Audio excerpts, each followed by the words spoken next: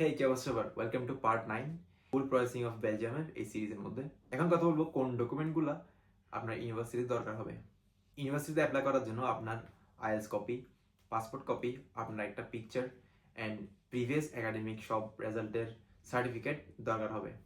অনেক ইউনিভার্সিটিতে motivation letter প্রয়োজন হয়, ওগুলো আপনাদেরকে সাবমিট করে দেওয়া লাগবে। এখানে অত বেশি কিছু দরকার হয় না, কিন্তু যদি ইউনিভার্সিটিতে অ্যাপ্লিকেশন ফি থাকে ওটা আপনার পে করে দেন আপনার বাকি সব প্রসেসিং করতে হবে।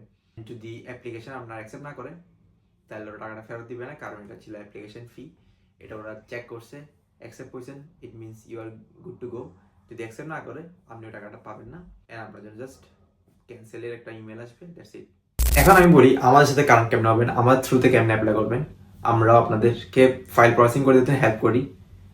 ডিসক্রিপশনে দেওয়া থাকা হোয়াটসঅ্যাপ নাম্বারে আপনি আমাদের সাথে কন্ট্যাক্ট করেন, দেন আমরা সব ইনফরমেশন আপনাকে দিয়ে দেবো to connect with us and to apply through us. Good luck. See you soon.